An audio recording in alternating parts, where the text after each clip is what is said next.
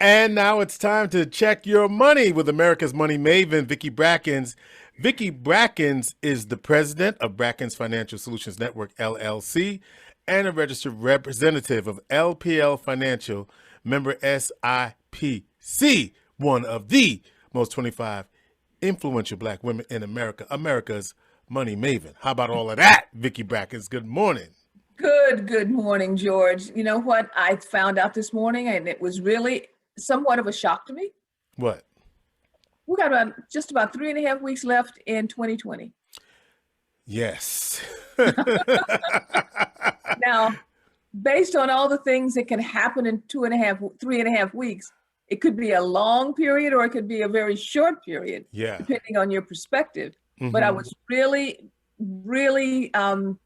that revelation this morning kind of bowled me over, because I'm thinking we're finally at the end of this year. That does not mean that we've crossed any particular milestones, but we have survived to this point in time. Yeah, we have survived. All right. So I want to take a moment this morning to sort of comment on a story that was recently published, and we'll go ahead and put that story up. But I'm just going to kind of summarize it. And the context was basically this: that Black and brown women, but particularly Black women, receive a lot less VC and funding or access to capital than other groups that are involved in business and entrepreneurship. And VC is venture capital. Venture capital, okay. And I thought it was pretty appropriate to discuss that, since last week we were talking a little bit about the philanthropic fund that I had designed or created through the help of the Community Foundation to address the issues of microfunding. Please understand what I said, microfunding. And what's the dollar amount around microfunding? Small. Mm-hmm. Okay, all right. We're not talking millions here. We're talking really what we call seed capital or seed faith building. Okay, mm-hmm. Really small. Sure, right. But microfunding, as far as a way to encourage individuals to continue down the path of entrepreneurship. But the article was interesting, yet not surprising. And the reason I say not surprising is that if you look at the statistics, and we have had this conversation over and over and over again, when you start looking at venture capital or investor type funding into Black and brown communities in particular, but also with women and women of color, there has always been a gap. There has always been a missed opportunity as far as the investing world is concerned to provide funding for those groups. Need to stop you there, and we have to say what the article was about, because you said the thing about the article. So what was the article about? Well, the article was actually about how Black women and founders have, first of all, not been funded in the past, and groups that are now forming to help with that gap, and avenues and changes that are starting to take place over the last 24 months. So these Black women got together and they're funding other women in business. That is correct. Okay. That's all I wanted to get you to say. All right, then I'll say it that way. Collectively, we got together and are funding other businesses. Holla at your boy. Okay. All right. So here's what I meant by not surprising. Well, as I said, not surprising because we knew the statistics. We also know that African American women are creating businesses at a much more rapid pace than the general economy. We also know that we have always been entrepreneurs as far as Black women and having the entrepreneurial spirit. Why? I'll tell you why. Vicki believes it. One, it's in us as something that we want to do, but more so because we have to create avenues for additional revenue streams, because our employment situations have not necessarily always been strong enough to fill the gap of the economic need. And we recognize in our communities gaps that exist as far as product lines or services that are needed. And the way we think of entrepreneurs is very, very different. And that also has something to do with some of the things I'm going to say later. But every hair salon is an entrepreneurial venture. Sure. Every time we open up a restaurant, that's an entrepreneurial venture. When we create hair care products, Madam C.J. Walker, okay, that was one of the biggest entrepreneurial ventures that was out there. And now the Bronner brothers, right? Exactly. So that is not necessarily a new concept, but what may be new and what is also very, very much part of this gap is that how we traditionally funded things in a space versus debt funding versus equity funding. And that's where I really want to go at this point in time. When we say access to capital, I think at some point we may be not confusing, but overlapping concepts so that we don't have a clear understanding of what those capital veins are. Debt financing versus equity financing. Equity financing is going on to Shark Tank, as an example. Sure. You pitch an idea, and the sharks there sit there and say, I'm willing to invest.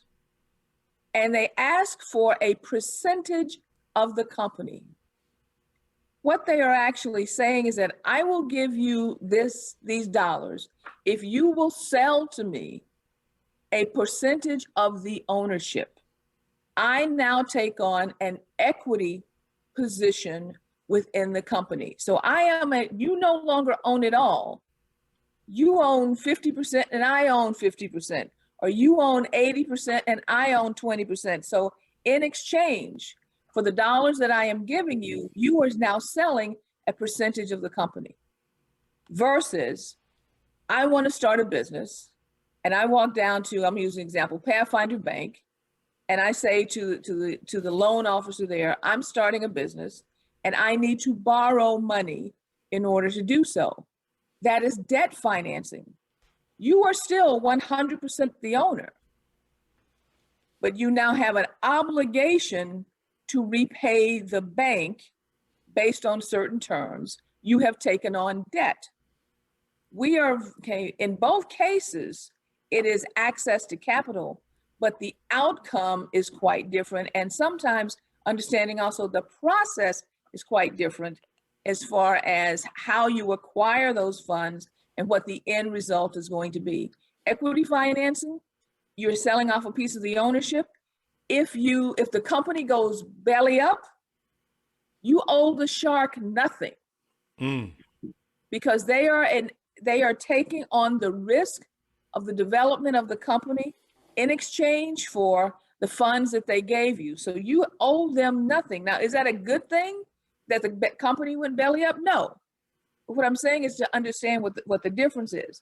So for these women, then, these entrepreneurs, these women who started this fund, they're the sharks. They are the sharks. They are the sharks.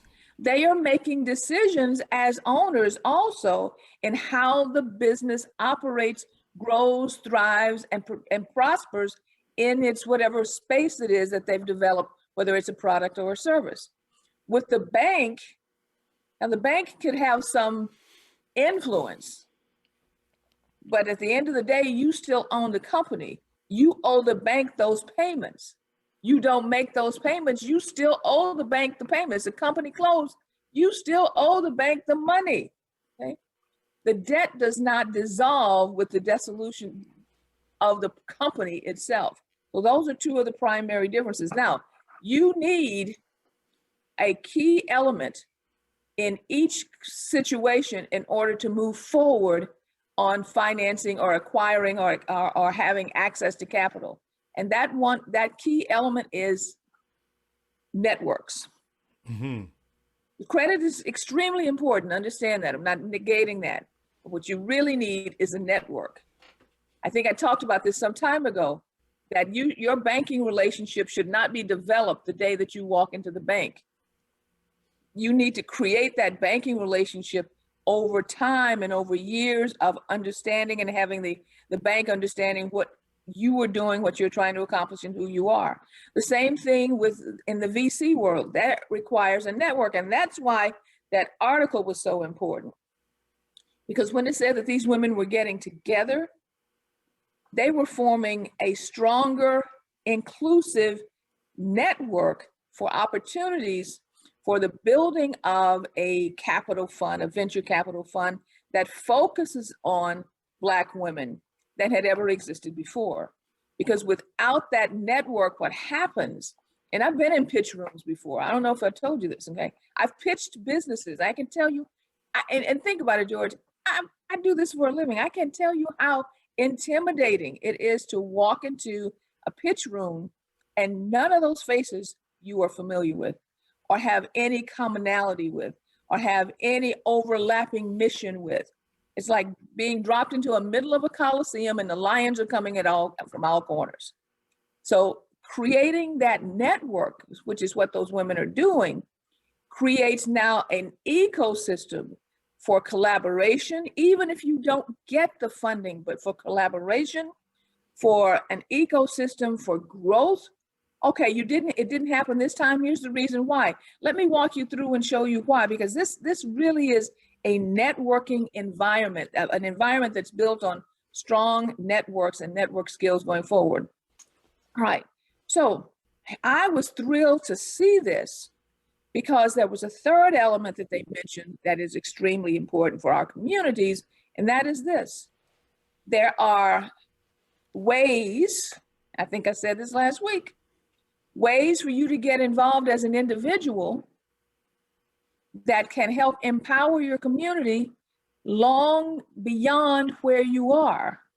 Because it's the collective actions that create the funding, and then having the right infrastructure and management around that funding to assess and do due diligence around opportunities that will really make something like this work. But understanding that we have the ability and the resources, we need the tools, but we have the ability and the resources to create funding that can be used for Black women, Latino women, people of color, women in general, but for our communities, okay? Black men, for our communities to fund the opportunities that are necessary.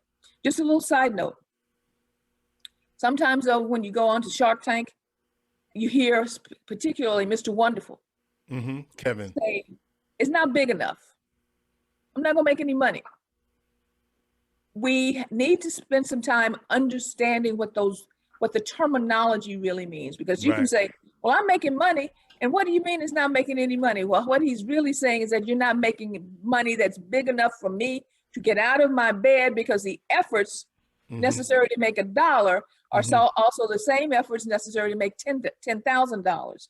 And I want a scale. I want scaling. Scaling, I want right. growth, It's not big enough. make that happen. Okay, we'll have those conversations later. But George, I don't have the article right in front of me, but I'm going to make sure so I can give the full title, that we encourage everyone to go into our Facebook pages and into our LinkedIn pages, and the article will be linked there so that you can read the entire thing. We got you. All right, so at this point in time, two things. One, February 28th, don't forget, February 28th, the 14th annual Black History Month Cabaret, sponsored by Brackens Financial Solutions Network and the Central New York Community Foundation. Start looking for ticket information online in about 2 weeks, but put the date, circle the date. We are going to have a great time again.